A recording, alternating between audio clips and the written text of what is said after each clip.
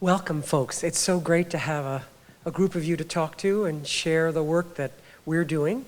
As Rob said, I'm the director of the Center for Learning and Action. Our office is the office that connects the campus and the curriculum to the community. We are responsible for supporting experiential learning in the curriculum and outside the curriculum. It's often referred to as community engagement in many circles, or engaged learning.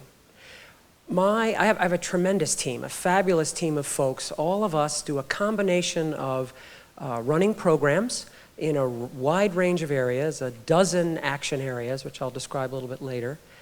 And we also support the development of projects, special projects and programs by other offices, by faculty who are trying to develop new courses or add experiential learning, learning by doing, to their courses.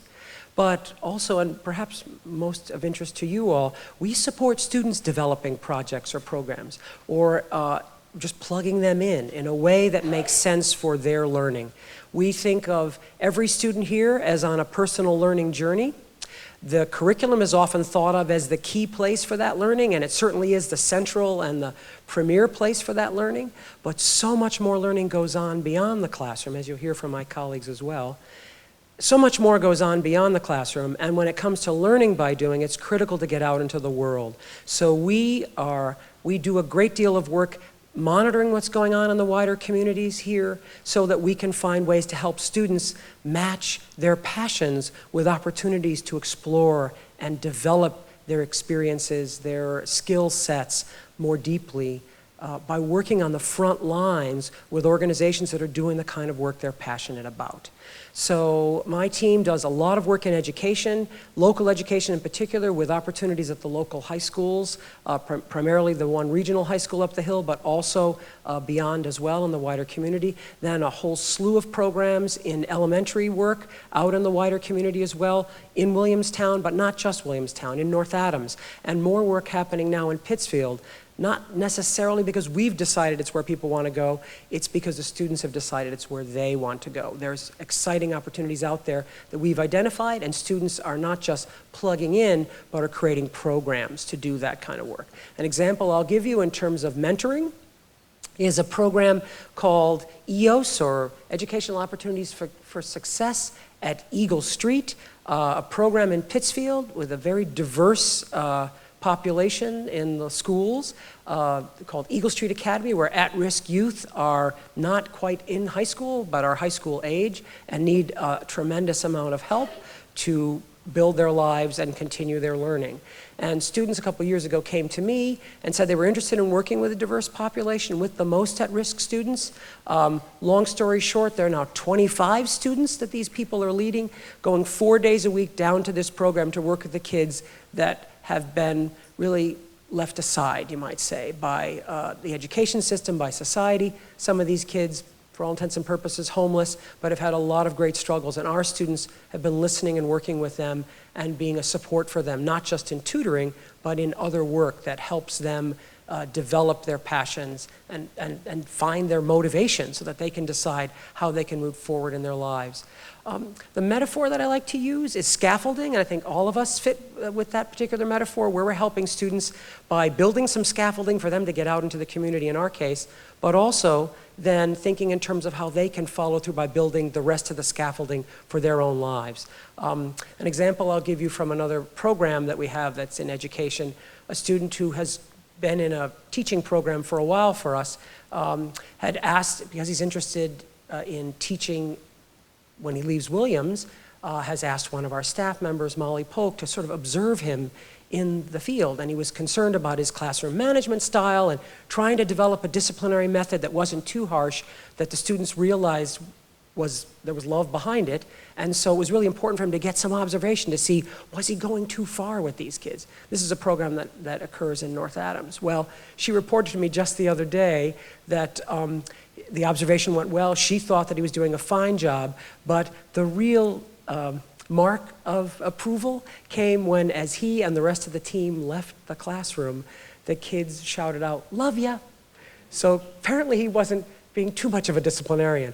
But in this case, my colleague Molly Polk is someone who is not just running a program or a series of programs that gets students out into the field, but helps those students grow through this programming. So you do a program like science, teaching science in the schools, and it's not the kind of science that really requires you to know a lot about science. You just need to have some kind of a passion to work with kids. So in these elementary science projects, our students are given all the curriculum. Sometimes they tweak it, refine it themselves. But once they do, they're then out there literally teaching 45-minute sessions with a co-instructor from Williams, another student. And the teacher is still there in the classroom, but these students are sort of taking over the classroom for 45 minutes or an hour. And they're teaching the gee-whiz, exciting hands-on science. So they get to do experiential learning even with these kids. And it's sometimes challenging, it's exciting for kids, but sometimes there are these disciplinary issues.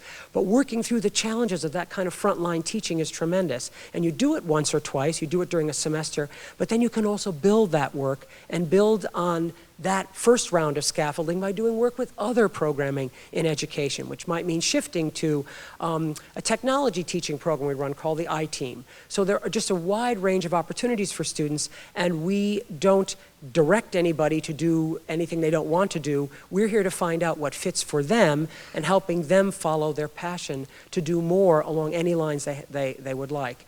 In that respect, we partner tremendously with our colleagues. The Davis Center, the athletics program runs their own mentoring program called Crossover Academy that we support and find ways, whether it's helping them with transportation or some training or bringing in their students that are doing the work to learn by professional development opportunities that we're organizing for the rest of our education team. So we run a tremendous amount of opportunities, but as I say, we give opportunities for students to develop their own. And the last example I'll provide will be just one of those. There's a student group called Converging Worlds that had been interested in connections. Some of the students who came to school here noticed that they had friends that from their home high schools that were going off to be incarcerated right about the time that they were coming to Williams. And it was a pretty traumatic thing, and they stayed in touch with their friends. In this case, a student, Yasmin Nichols, decided that she wanted to found a group that would focus on bridging and dealing with the issues and focusing our student energy on the issues of the incarcerated and the school-to-prison pipeline. Well, that student group got going, and after a few years, a couple of their leaders decided they wanted to try a mentoring program with middle schoolers to help break the prison pipeline. The idea for that program came from a colleague of ours in Pittsfield, Shirley Edgerton, who's both the cultural competency coach for the Pittsfield Public Schools, but also has been a community organizer for a long, long time. She advised, when I talked with her and we had the students talk with her, and she advised that they try a program in a very particular school. Not only did they try it and get it started, and you know the bumps that can happen with a startup program, that program is now going strong, has another 8 students, a new round of 7th graders they're working with, a team of a couple of staff from that particular middle school working with our students to refine the curriculum they're using after school, to develop more opportunities for those kids to learn about Williams, but to learn about other opportunities in their community, again, to help them build their own personal learning scaffolding in spite of the challenges they face as teens in this era, especially low-income teens, most of them kids of color, struggling with community situations that are pretty difficult. And some of our students come from those situations and understand that, and some may not but want to help and are passionate about working with youth. So we're supportive of those opportunities, and we have a team ready to help anybody interested to identify how they can take their passion and find a way to use it in this region or beyond. But mostly we work with folks working in this region, and we're pretty excited about having the energy and the passion of your students with us, because that makes it in some ways easy to do our work. There's a lot of nuts and bolts and nickel and diming in terms of figuring out how we're going to pay for things, but students learn a tremendous amount about the kind of frontline work that nonprofits, struggling nonprofits and schools are doing, and we are there to help them, to help your students find a way to do this work, not waiting till they leave, but to do it now, because we know they have the hunger, not just to learn, but to use what they learn as soon as they've learned it. And this is a way to help them do both simultaneously. So I'll pass it on to Bilal now to tell you more about the Davis Center.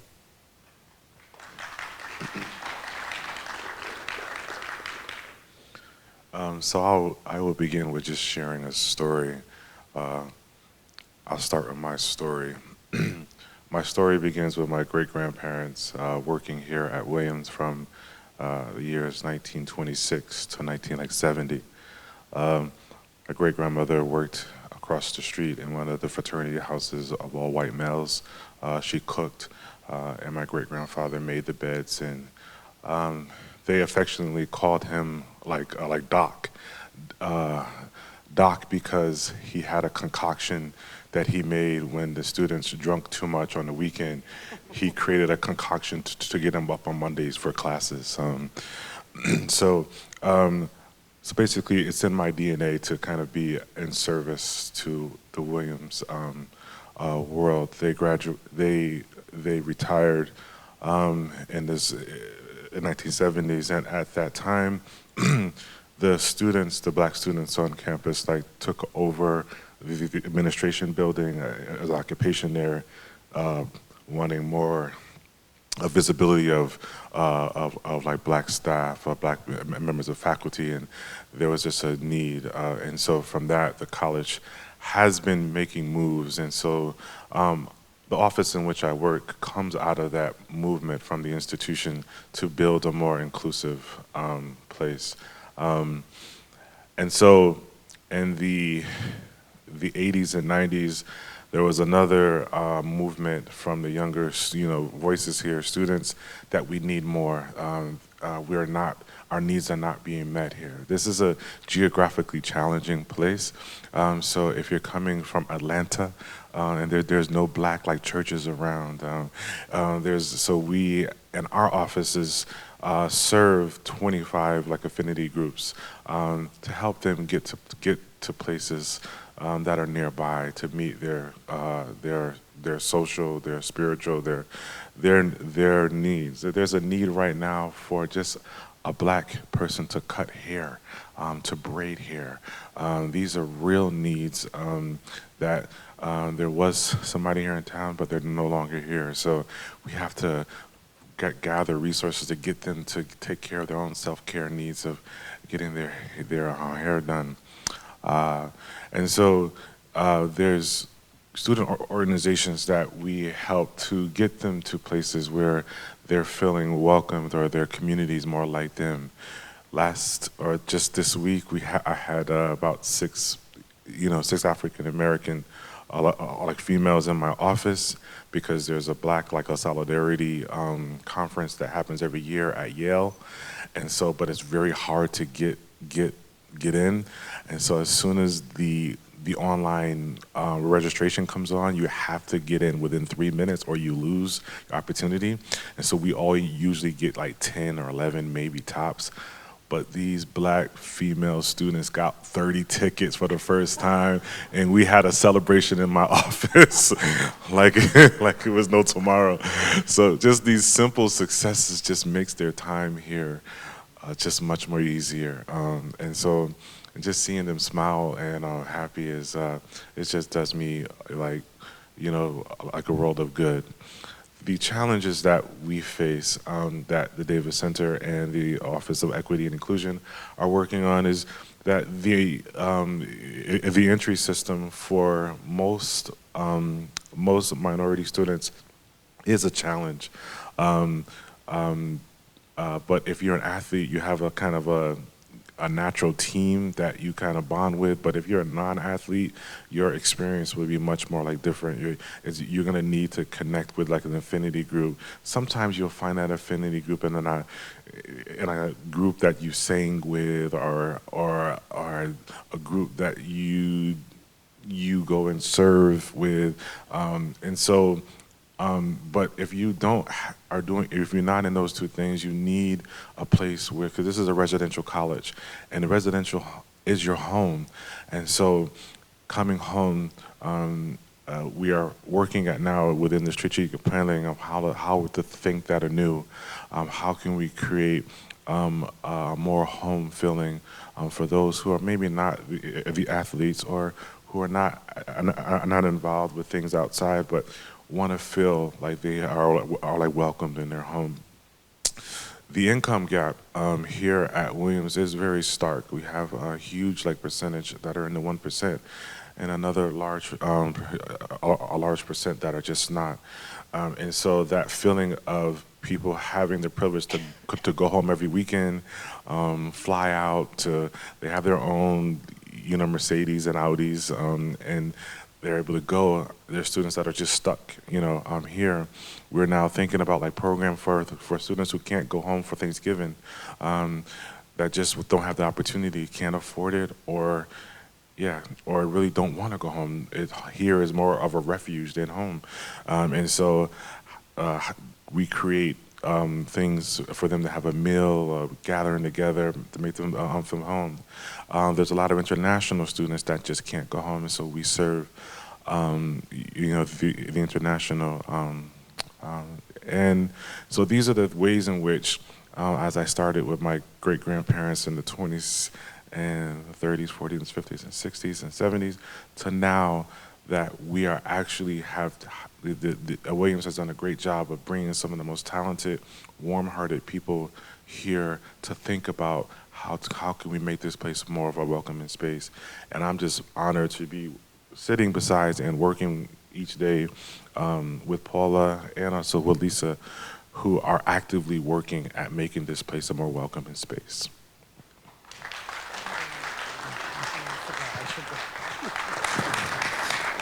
Thanks, Bilal, Paula. I was going to echo what Bilal said. It's always so fun we don't get to see each other enough in this sort of context and hear all the great work that people are doing and be reminded about everything that's happening on campus. So it's really fun to be here today and share this with you and welcome.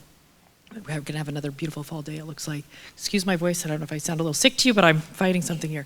I'm the director of athletics. I've been here for a long time now. I came to Williams as the women's soccer coach in 1985. Every meeting I go to now, I've been here longer than anyone in these meetings. But it's been a great place to be, a great place to grow professionally, and to see the college change over time. These are new types of positions that have been coming on in the past 15, 20 years, and really an emphasis on different things at the college, and athletics is a part of that. And Paula was talking about the learning beyond the classroom and how we think of our work. First of all, Williams has a physical education requirement. And all of our head coaches are faculty members who teach physical education classes, so every student comes through our department in one form or fashion. So again, it's important that we're thinking about how we're including everyone, making opportunities that are available, and meeting people where they are. For some people, physical education is a real extension of what they've done in middle school and high school, and for others it's brand new. They may not have had the opportunities. Again, we have people coming from all over the world. So again, trying to find activities that are good for them and that are healthful and help them. And in the work that we do, both in physical education and in athletics, the emphasis really is on physical fitness, student well-being, knowing more and more studies talk about being physically fit is going to help you in every aspect of your life. It's going to help you deal with mental health issues. It helps you be intellectually vital. That's one of the reasons that we have a physical education requirement at Williams. It's very much embedded in the long tradition of the liberal arts of holistic education and seeing the person entirely and having them explore all parts of themselves and understand themselves deeply in different settings. And as Paula said, the learning beyond the classroom that we're engaged in athletics is, again, focused on their growth, their mental health, their personal development across a lot of areas. They tap into things that they're passionate about. Our coaches are, as I said, faculty members who are passionate about their subject matter and really think of their athletic settings as classrooms where they're trying to work through a lot of things with their students and providing the scaffolding, but letting them have the joy of self-discovery, finding their own path, like I said, sharing their passion. And also, we're trying to make those real connections for them or with them between the classroom and athletics, which sometimes it's surprising to us because we have such bright students that they don't think about that in the same way. So in the way that you would learn to prepare to do anything, right? The way that practice makes you better at everything, and that those are transferable lessons between the classroom and the playing fields, and trying to make that explicit. I tell this story often. Well, I often tell people that we're trying to hire who will ask me, what's it like to coach at Williams, and what's a Williams athlete like? And I'll say, if you want to be at a place where you say, jump, and they ask how high, this is not the place. Because if you tell a Williams student to jump, they will say, could you talk to me more about the reason that I'm going to jump? is this the right time to jump? How does this jumping now fit into what we're doing, later on? And they really want to be involved in this discussion about their training and why they're doing things. And if you're not prepared to do that as a coach at Williams, this is not the place to be. And our coaches come because they love that. They want to be in a place with high-achieving students surrounded by faculty and colleagues that are also engaged in this work, in a place that everyone's thinking deeply about what they're doing, that they're on the cutting edge of what they're doing, and again, that they're sharing that with students and they're engaged in that work with students. So again, we have a tremendous group of coaches that I work with that are deeply engaged in helping your students navigate Williams, navigate life beyond Williams, understand their impact on community is something that we talk about a lot. And Bilal certainly mentioned that we have a lot of athletes on campus, and they have these groups that they get to join. And for some of them, that feels really good right away. For others, that it's a real challenge for them. So we're trying to think about, again, how do we model building teams? They have something that they're naturally interested in together. How do they incorporate and make it an inclusive place where you can welcome difference and welcome people and talk across all of that, and then model that for the rest of the campus and community? We have a real opportunity there, and it's something that we talk about a lot, and that we're trying to really, again, have them understand on this smaller microcosm level, and then build out to this community, and then beyond as they go. Williams is a Division III athletic program, so people may or may not know, so we have no athletic scholarships. That kind of thing isn't happening here. We are part of the New England Small College Athletic Conference, which is the most restrictive conference in the country. And the point of that is, we really pride ourselves on feeling that a Williams College student athlete is the true student athlete that you used to read about in the beginning of college athletics, where academics is their primary purpose here, and it's really clear. And part of what the New England Small College Athletic Conference does is join us with like-minded schools, and we set up rules and guide each other and work with each other with limited number of contests, the emphasis on being on campus as much as possible, playing closer opponents, restrictions, again, on our seasons start later and end earlier than others in the country. With that, we've had a lot of success because students are really driven here.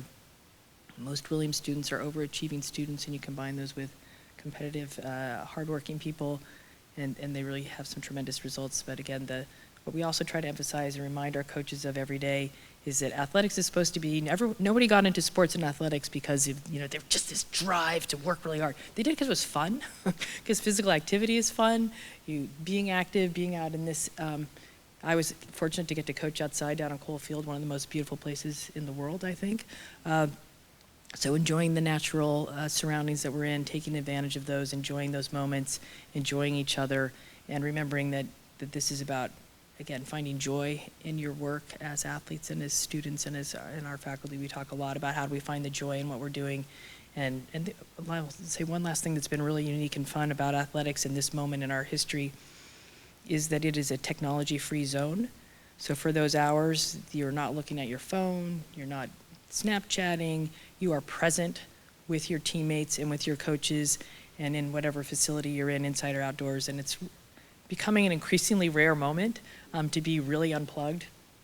And so that's also been a really sort of a respite for students and for our coaches to have that time that we're learning to really value, that's become a really precious time. But it also lets the students practice that also, that being present and what that can mean in terms of enjoying the people you're with and improving in the work that you're doing.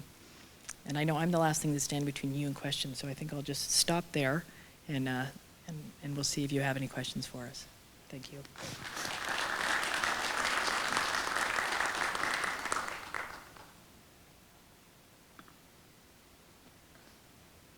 Parents, let's hear from you.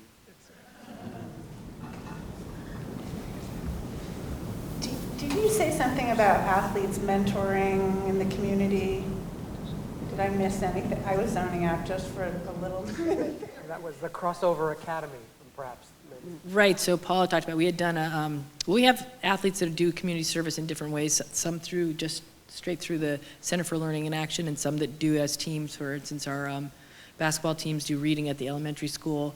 I was working on a program for a few years, Crossover Academy that Paula referenced, which we students from campus came with us, some athletes and some weren't athletes on campus, but students on campus, and we would run a sports program in Brayton Elementary School, again, as part of their after-school program, which is a free program.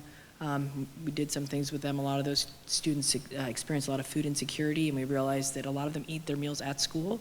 And our program runs sort of over the semester break, and we realized, I asked the woman that is in charge of the after-school program, what happens to these students over their winter break? It's like they don't have food. So our department then began at the end of the holiday season, right before they leave for school, right before the elementary school Easter break, is doing a food drive and sending each of those students home with some packs of food, which always had too much food, and we would bring to, and I'm blanking on the woman's name, Brayton, who's so great that runs her program. And then they're just so in the know. She's like, I will get this food to the right family. So it's been just again, people being out in the community. So that program was run by our men's tennis coach and a woman who left a year ago, who was an assistant athletic director. So again, the athletes are out doing a lot of those things. Again, I'm always trying to encourage them to run through Paula's office more than through their team, so that they are having more touch points on campus with different students besides their teammates. But they're out there doing a lot of things. Can I say something about this? The dean of the parents, he had 3 children that came to Williams. One of his 3 children was on a rugby team. And the rugby team has they have a reputation of being a good party team. So they like the hardy, they have to party hardy. But Rob, his son, wanted to change the culture of the team, wanted to give it a uplifting mission and vision, and kind of rebrand the name. So he came to our office to kind of think that through. And so his son was very instrumental of getting them out to, there was a mobile home park that was hit by a storm that flooded out 200 and so homes. And so the rugby team in whole came out to help clean out the homes and to help. They were mostly elderly and low income people, and every weekend they would come and serve and help clean up, and so so teams, they're also thinking about being active and having a good reputation, and so these are some of the ways in which they come to our office to engage with the outside. I'll add one other example. A few years ago, the same thing happened with a captain of a hockey team who decided he was interested in helping do volunteer income tax assistance and financial literacy. So he drafted the entire team to become certified volunteer income tax preparers. And when I talked with him about the ambition of doing this and found out that they were practicing 6 days a week, I was just amazed at the energy and the tenacity. But he did get people certified, and that particular spring year we had a whole crew of hockey players doing the work of volunteer income tax preparation for folks in this region. So that's the kind of thing that happens here. It's very common. Yeah. Could you tell us a little more about the Eagle Street initiative? Certainly. The Eagle Street Academy, it's a new name for the program that used to be called Educational Opportunities for Success. You may know about these kinds of programs in other school districts, but it's the program itself in Pittsfield is a program where students who really can't be in the classroom, they're high school age but can't be in the classroom for a whole variety of reasons, are trying to get through the rest of their high school years and sort of get their equivalent of a high school degree. When these students had come to me, and actually the students who were interested in getting involved in the community, one of them actually, we had met through a program, a summer humanities and social science program, where students can come during the summer to get a sort of a head start on college, to get a sense of what it's like to be here. But in that particular program, we organize we've been organizing tours of the region to learn about what's going on. And one of the students, and the mantra we have for that program is we say, we're showing you all around the county, giving you a sense of what's here, just so that you know that it's out there, and we know that when you first get here, you're thinking about settling in, getting your academics, getting your sea legs, so to speak. But when you are ready, we need you to know the community is ready for you. There's a lot out here. It might not seem like it. See the beautiful green, and you think, what could be here? But there's a lot. And so this student came with another student to my office in September after I'd made that general promise and said, I'm someone who was doing a lot of the kind of work with at-risk youth, and I would like to do something like that. And I didn't think there was anything like that here. So I said, well, we're going to go talk with some people about the possibilities. And so we did that, and as I mentioned before, I talked with Shirley Edgerton, who recommended that we go talk to the folks at this particular program. Again, it was called something else, but now it's Eagle Street Academy.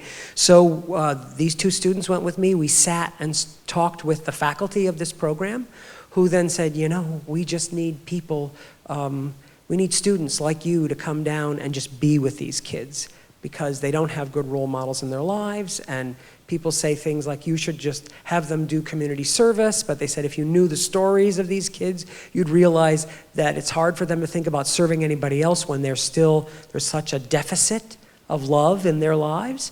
So our students went down. These two students, Michael and Hallie, went down, and the teachers warned them when you first come, these kids are going to do the equivalent of a metaphorical kicking you in the teeth, because they're used to people being, their behavior is going to be very negative. They're going to swear at you. They just tried to warn them, inoculate them. They passed the test. They hung out. They kept going, and it didn't take that long, as by comparison, I suppose, to some other programs. So they're going every week. By November, these students were starting to appreciate that they were coming down, and then they were listening very carefully. And we organized some. A collection of goods for them. They didn't have warm boots, they didn't have socks, so they didn't have coats that were worth warming them. So our students, we gathered up some resources, and then we got some donations, and they brought those things down, and it was really clear that they cared. That program had 12 students registered, but a lot of them just don't show up. Of course, the program doesn't have any ability to just say then you're out, because the whole point is to try to keep them in school. But over time, we've seen that more of those kids are showing up because our kids are going. And I just spoke with our teacher liaison the other day, who told me that of the 16 kids that are registered in the program, 14 of them have been showing up. Our students are going down 4 times a week, 4 sessions a week. And as I said, 25 of our students are participating. This is not us dragging anybody. This is Williams students saying, we want to go help. This is the place. These are the kids that need us most, and we want to go help them. And I'm just thrilled with the work that they're doing. They incredibly organized. They just hosted a trauma-informed training session that featured a movie called Resilience that focuses on understanding trauma and how to address it and how it's affecting kids. And this is the 3rd time they've run this session. I still don't know how many students showed up, but again, the energy is there to do this good work and to partner with school districts. And we help set the stage, and whenever we can, we stand back and let them do what they need to do, what they want to do, what they can do. And we're finding that, again, it's the energy and the talents that these students are bringing. Then they're further refining them by virtue of working with these outside partners. And we provide the glue and the structure when it's needed, but the students are providing that great energy and talent. So thanks for asking. Can I share with you an interesting story? Last year, there was a program that our office partnered with CLIA, Center for Learning and Action. It was called P3. It was an alternative high school in North Adams. And at the beginning of the year, we were meeting with administrators there, and they said, hey, there's 2 students here that are really at risk of joining like a white nationalist group. They were talking about joining this local white nationalist group. It would be nice to have some exposure to black students so that they see that the human nature. And so this program, our students will go every week.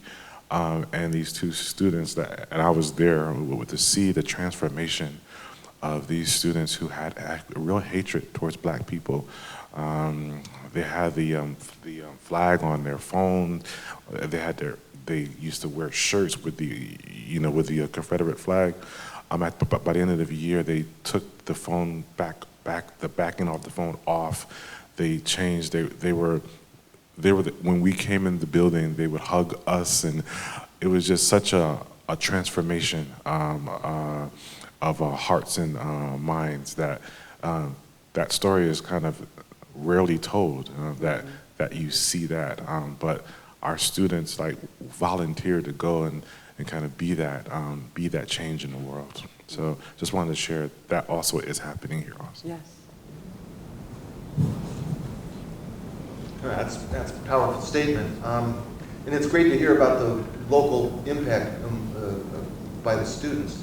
In your opening remarks, you mentioned beyond. And so I was wondering if you could comment on, are there any efforts, particularly in light of the number of international students, to go beyond, whether it's around the country or around the world? I can start by just sharing a program that we organize called Breakout Trips, where students design and follow through with service trips during spring break. Many of those have been international, many of them led by international students, taking their peers to places like Ghana, China. In fact, the China group is going again this coming spring. And students in that process identify some service work they think would be appropriate. Sometimes they already have a connection to it. Maybe it's a school in the country that they come from. And in the case of the kids teaching English in China, they go to a rural area of China, and they teach kids, they do curricular work there in the school, and then they support the folks doing better curricular work once they're gone. Typically, we've had anywhere from 6 to 10 trips developed in a given year, and the students who lead these learn about organizing international travel, about preparing their teams in terms of the background work they need to do, about the organizations they're going to work with, whether that's involving reading, video, and other sorts of ways to get a handle on the challenges that you're going to be working on the front lines. So we've seen, again, great work because the students get passionate about this. The Williams Maud has authorized more funding to be provided so that students now will be able to participate and be supported on the basis of financial aid, and no one will be asked to spend more than $400 for an international trip, more than $200 for a domestic trip. So we're very pleased about that support, and now that there will be no need to do any fundraising, which students used to have to do, then they can put more of their energy into better preparation for these trips, and also better follow up afterward, where they can share with the wider campus community about the work that they're doing. Another trip I'm very excited about that's just been proposed and accepted is a trip to El Paso, to the border city, to work with the folks that are being kind of dumped out, you might say, dropped out of the detention centers, and they will also go and observe some of the activities in migrant court to understand the dynamics of what's going on there. So they will serve with some of the churches that are on the front lines, just responding to the need as these folks are coming out, but then they will also be studying and paying attention and bring back what they've learned to the campus community and to the wider community in this region. Many of the local churches and synagogues, when they heard about these trips, have either funded them in part or have supported with food drives or clothing drives or financial drives to help the students that are going down to do these projects, not just in this country but beyond, to help them with the project work that they're doing. So in many ways, Williams students, as Bilal pointed out, they're reaching out, their presence in this community is valuable in terms of who they are, what they bring, but also the energy they bring to connect this region to the world better than the region is already connected to the world. And we see a lot of that in terms of the way our students are shining a light. When they're presenting, going into churches and presenting what they've done, when they've gone on these trips, these communities have been very appreciative to learn and to feel better linked to the world by virtue of our students' work. But others may have other examples. Yeah, I would say winter studies, another time when they do a lot of these service trips. my former boss started a trip to Nicaragua that's still going on every winter study, where students are trained up to do eye exams. They collect glasses. They do go to rural areas in Nicaragua and set up these clinics, again, to do eye exams, identify any particular problems, some of whom then get other medical help, or at least just to fit them with glasses. I know there have been things out of the chaplain's office for, and maybe Bilal will speak more about the, with Habitat for Humanity, or when there have been certain we've had storms, people have gone down after Katrina, gone to Haiti, gone to different places to help rebuild communities as those things have happened. But one of the things that I wanted to share is just, I can remember a freshman, she was from Haiti, she came in, she was just sharing, I was asking, what's your passion? She was like, she was telling me about home, wanting, do something with home, and she was like, but I don't know if I'm gonna be able to do that. I was like, oh, shh. Don't ever say that here. You can do it here. Come talk to me. Let's map out. Let me walk with you. Let's make this happen. And then by her end of her freshman year, so we identified some members of faculty to go meet with, have lunch with, to think about a project, a plan. If they're doing like research in the area, she found somebody who taught, and doing things in that area where she wanted to do. And by her sophomore year, she had created a spring break trip to go there and to visit, to do a project. And now has graduated for a few years, and now she's doing a PhD in that field of research that started with just a passion, a desire to do good here. And now she's pursuing that international research at a PhD level. So it's just amazing stories like that make me so privileged to work here and so happy and honored, to be a part of this. And just to follow on with that, something to keep in mind, following on what Lisa said, there are courses that are travel winter study courses that are organized by faculty and staff. But there are also fieldwork courses that allow Williams students to go out and do work in precisely the ways that we're talking about here. A student a number of years ago took advantage of the opportunity for a public affairs fieldwork course to go to Pakistan to work in one of the medical service camps. Now, he was from Pakistan, so we were a little less worried about him going off in terms of security and the like, but he was pre-med, and it was a great opportunity for him to work alongside surgeons and other doctors to sort of help in his home community. Students can do that in their home communities, but they can also find opportunities in other areas of the world or the country, and just along the lines of what Bilal said, between us all, certainly my office focuses on this primarily, but between us all, we find if a student's interested, we'll help them find the right faculty member, the right advisor, the right project for their interests. And if that's something they want to build on, a prior experience and try another place, then we can help them go to yet another area to do the same kind of work they might have done someplace else. So keep in mind, there are a series of fieldwork courses. If your students or if your kids are wondering, there are definitely ways to follow through with project ideas they have. Winter study, summer fieldwork opportunities. There are a series of fellowships, one set of them we run that are public policy fellowships called the Sentinels Public Policy Fellowships. And students sometimes get hung up on the term public policy.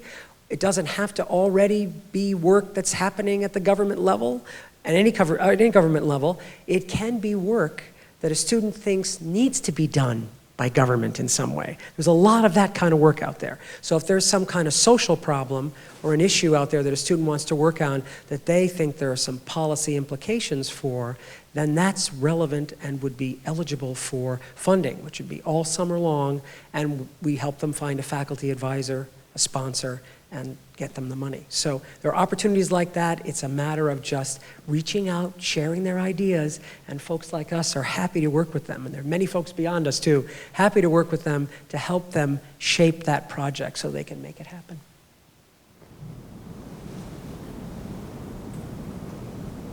I get to ask one question of Bilal. I think it's easy for us to understand how the data center serves as a place of support and community building for students who are coming from non-traditional and sometimes marginalized backgrounds at a place like Williams. but I know that you also do really important work for people who would share an identity more like mine, sort of multi-generational college graduates who grew up in white suburbs and are also well represented at Williams. So I was just wondering if you could give an example or a story of that kind of interaction with the data center. Sure. We have right now working in our office a community engagement fellow that came to us last year. He was a white male identified athlete who quit the athletic team that he was he was in because it was not an inclusive space. He found as a white male that he just felt that even though we did Davis Center training, with this team, he felt that it just was not an inclusive space. So he quit the team, and he came to me and said, "I want to work for your office." So we created a summer fellowship for him to study and to think about ways in which he could help reach out to the community of athletes, or white male athletes like himself, who need to understand and be attentive and sensitive to other identities and background. All summer he worked on, and so he studied all of our trainings. He remodeled them, put in language that he felt that would reach his peoples, as he identified with them. And so he's been training now, reaching out to sports teams and friends that our offices rarely reach, and he's been very, very effective at reaching them, speaking from a white male's perspective. And it's been really great for me because that's been one of the areas in which I really wanted to to reach out to and to touch. We also have been doing training with the library staff, training with different larger groups that just are learning about how can we be more inclusive in our language and our presence and our being. And so these are ways in which we have been helpful. There's this one last story that I'll share with you. There was an a cappella group who was invited to do the national anthem at the a Yankee game, or one of the Yankee games in New York. And they had one black identified person in this group. Everybody else was white males. But the black male at the time wanted to honor the national anthem protest that was going on, and the a cappella group wanted to respect that, so they came to our office, and we had an hour session on how can we honor our member of our group, of our a cappella group, but also honor the privilege of being invited to sing the national anthem at one of the opening season games at Yankee Stadium. And so with our staff, we brainstormed on ways in which that could happen. And it was such a beautiful moment. And so what they came up with, they decided to sing the national anthem, and then at the peak, they would lock arms. They would lock arms in solidarity, and so that to them was enough of a solidarity movement. It was a signal that we are in support of this national effort, and we support our member of our a cappella group who's feeling that they needed to do something. And so these are the amazing things that happen here that we're privileged to think through with caring students about national concerns, but that was led by majority white males that were feeling that they wanted to stand in solidarity. One more question. can you explain the Davis Center, where the name came from? Sure, the Davis Center came from there were two black males who were in the 1930s or 20s who were students here that were forced to live in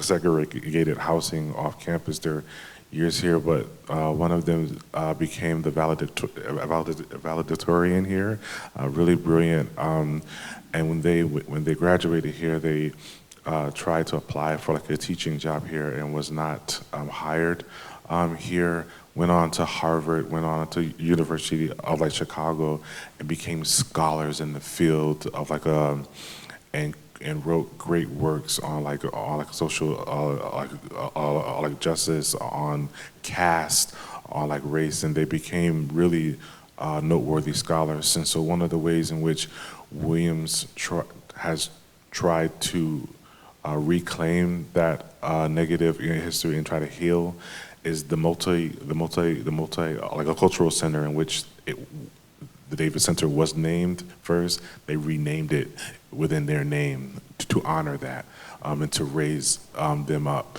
And so they now have created like a fund. They have a Allison Davidson like fellows that creating minority scholars to also become like PhD to teach, and so that these are ways in which Williams is working at repairing its exclusive past.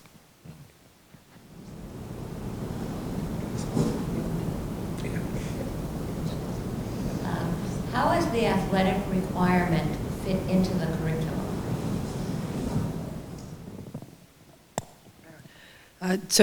We have, you register for classes and you register for physical education classes as well. The requirement is that you need to take 4 quarters of physical education, so they're not full semester classes. They are pass-fail, they're attendance-based. You need to, they're supposed to take them before the end of their sophomore year. And usually it's not hard to schedule them in. You just schedule them around your other classes. We've also broadened. We used to not teach classes in physical education early in the morning. There's a division of the day, and 8 to 4 is for academic classes. But that, for instance, we know some students like to get up and work out, so we have some classes early in the morning, we have some in the afternoon, some in the evening. Most students find it fairly easy to complete their requirement. So it's just, again, a matter of them choosing something that they're interested in doing and fitting it into their schedule.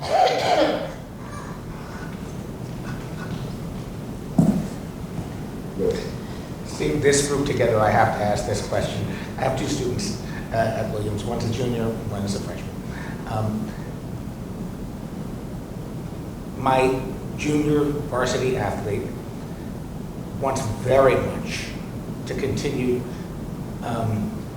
with the affinity groups, and there's very little coordination between the 2 of you, time-wise, because the commitment, obviously, in varsity is huge. Is that something that you can work with? It's something that we're actively working on. We have done some focus groups with our student athletes of color, and what you have just laid out is exactly the most salient point that they shared with us, is this feeling, this divided space, that their membership on their team is important to them, and it requires time. Their membership with their other affinity groups and other intersectional identities is important to them, and those groups also want you to be present, and they feel some tension around everyone feeling like, or both groups, if there are 2 groups, there might be more than 2. Everyone feels that their their physical presence in one of those activities is the marker of how they belong, and yet, when you have the hours you need to practice and compete, the hours you need to study and go to TA sessions and meet with your students, student groups that you're working with, and other affinity groups, finding time to do all that is really difficult. So I think, in particular, student athletes of color feel really torn and feel marginalized in both groups, frankly, if we're going to speak honestly here for a moment. And so we're really trying to think about how we're going to support those students because they do not feel always completely included and at home, to use Bilal's word earlier more broadly, with their teams. And then they don't always feel completely at home with the other affinity groups as well, who might sort of say, like, why are you hanging out with those kids at all? Right, so they feel lost sometimes. So really trying to figure out how to help them feel welcome in both of those places and be able to move back and forth again. We talk about with our teams, I don't know this thing's in about allowing students to have more individuality across everything they do, to not sort of have this mentality, your team always has to be together, right? Let everybody do other things. You guys have enough time together, so just let them go. And then hopefully they're finding welcoming spots on when they move between groups. So it's something we haven't solved at all, but we're actively working on, including a new hire this year that's really, sits in athletics, that is really sort of tasked with helping continuing to understand the problem or the issue at hand and how to mitigate it. And you know, when I sit in my world, my biggest concern is just supporting those athletes that I know are feeling just marginalized on campus in a number of ways, and that they will hopefully be able to feel as whole as possible and feel valued in all of those settings, right? It's a tough place, I think, for them to be. Great question. Thank you for that question. But we are in a particularly unique moment right now. I call it the Maud moment, because we have the privilege of being led by the first female Olympic president, who was hired, I think, with the purpose of changing things. And so we're actively in a strategic planning process where she's trying to get at these problems. And so we're having campus engagement conversations across the campus to kind of really think about that. How are we going to do things anew? And she is dedicated and determined to make those type of changes. And so she's leading the charge on that. And I'm happy to be serving under her leadership in this way, because I've worked here before and it just kind of sat dormant for a long time, but not under her watch. So thank goodness. So when she's up on stage, I think next or whatever, yeah, ask her the same question. but we are poised to make some changes, you know, down the line. Yeah. We are actually at 11:15, a minute afterwards. So I think that is going to conclude the session. And I just want to thank our panelists for a spectacular.